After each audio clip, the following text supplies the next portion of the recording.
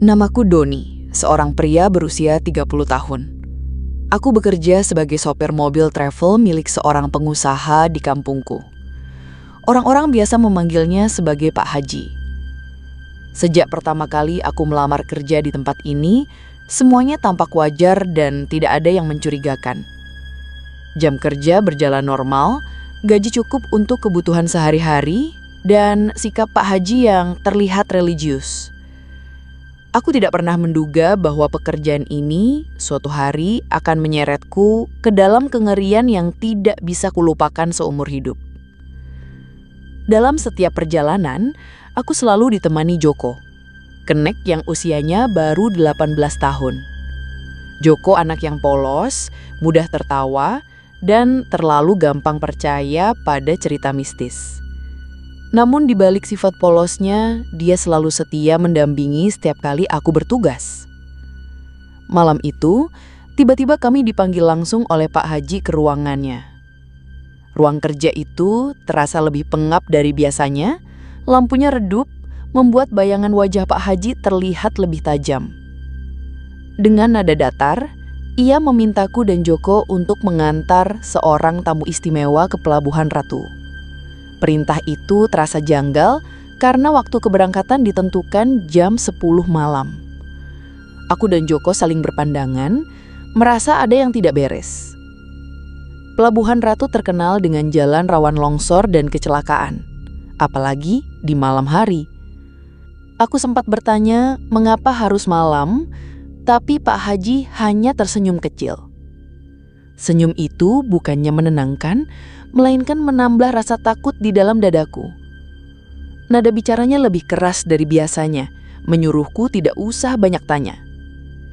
Saat keluar dari ruangan, wajah Joko terlihat pucat, seakan firasat buruk menyergapnya lebih dulu dariku. Malam semakin larut. Setelah aku menunaikan sholat Isya, kami pun bersiap di garasi belakang kantor. Mobil travel putih sudah terparkir rapi. Kami pun menunggu kedatangan tamu tersebut. Jam menunjukkan tepat pukul 12 malam ketika sosok itu muncul.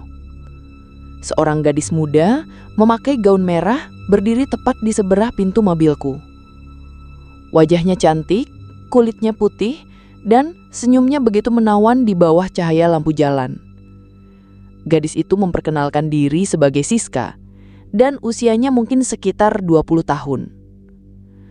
Joko yang semula tertidur seketika terbangun. Matanya berbinar melihat tamu istimewa itu. Dengan ramah, aku mempersilahkan Siska untuk duduk di kursi penumpang. Joko bahkan dengan sigap membuka pintu untuknya. Sesuatu yang jarang sekali ia lakukan. Aku bisa merasakan kegembiraan di wajah Joko, seakan perjalanan malam itu adalah rezeki tak terduga baginya. Mobil pun melaju pelan menembus gelapnya malam. Sepanjang jalan, Joko banyak bertanya kepada Siska. Mereka membicarakan banyak hal, seperti pekerjaan dan kesibukan apa yang saat ini Siska lakukan. Awalnya aku khawatir Siska terganggu, tapi wanita itu tampak ramah menjawab setiap pertanyaan. Namun di balik keramahan itu, ada sesuatu yang membuat bulu kuduku merinding. Dari kaca spion, wajah Siska kadang terlihat berbeda. Sesekali aku merasakan bahwa wajahnya nampak lebih tua dan tatapannya begitu tajam kepadaku. Padahal saat kulirik langsung, ia tampak biasa saja.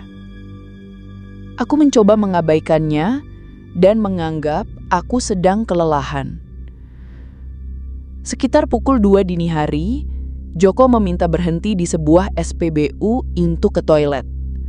Aku ikut turun sebentar untuk sekedar meluruskan kaki dan beristirahat. Di sana, aku sempat menggoda Joko, menanyakan apakah ia menyukai Siska. Joko hanya tertawa kecil, tapi rona wajahnya jelas menyiratkan ketertarikan. Aku mengingatkan dia untuk menjaga sikap, takut Siska ini adalah wanita simpanan Pak Haji. Karena selama ini kabar itu sudah jadi rahasia umum bahwa Pak Haji memang gemar dengan gadis muda. Setelah selesai, kami pun kembali ke dalam mobil. Siska masih duduk tenang di kursinya, tidak menunjukkan tanda-tanda bosan.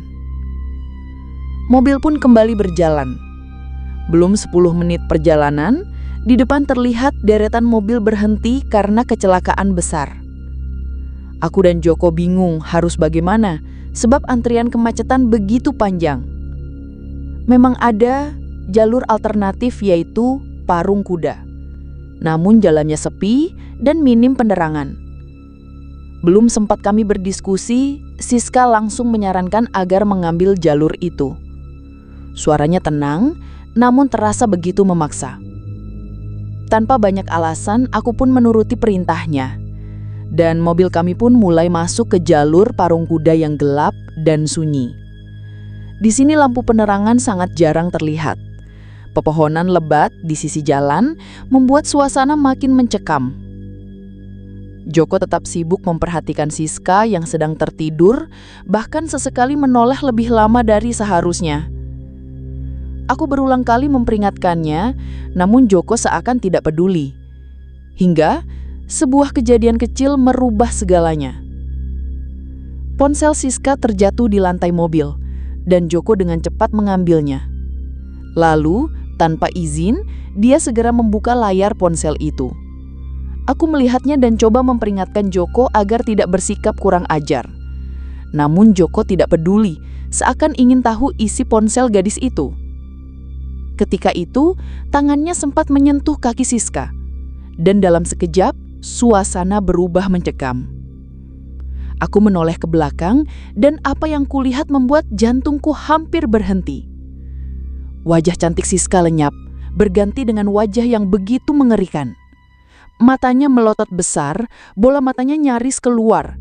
Lidahnya menjulur panjang hingga menyentuh lututnya sendiri.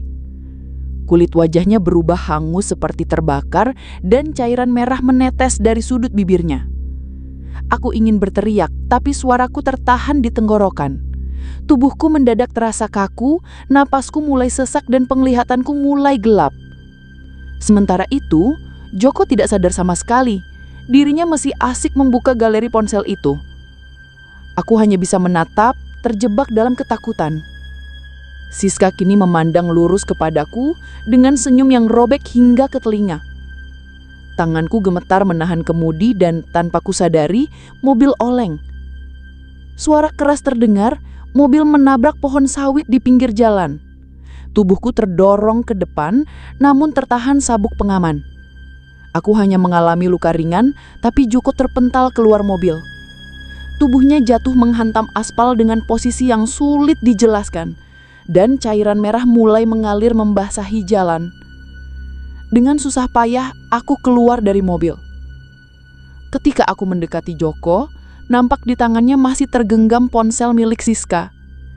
Aku menoleh ke kursi belakang, dan di sana sosok itu masih duduk. Wajah menyeramkan itu menatapku tanpa berkedip. Aku ingin lari, namun kaki terasa lemas. Siska tiba-tiba merangkak keluar, bukan dengan kaki melainkan dengan tangan. Tubuhnya melata di aspal, tertawa panjang dengan suara yang mengerikan. Tawanya terdengar seperti tangisan dan jeritan.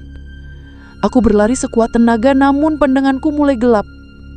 Tubuhku jatuh ke dalam parit, kesadaranku lenyap, hanya suara cekikikan itu yang masih menggema di telingaku. Esok paginya, warga menemukan mobil kami telah hancur di tepi jalan.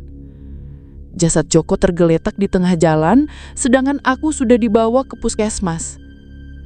Para petugas hanya menemukan aku dan Joko, tanpa sosok Siska di sana. Barang-barang kami dikembalikan, termasuk ponsel Siska yang entah bagaimana caranya masih ada di tangan Joko. Polisi lalu menuduhku mencuri mobil kantor bersama Joko.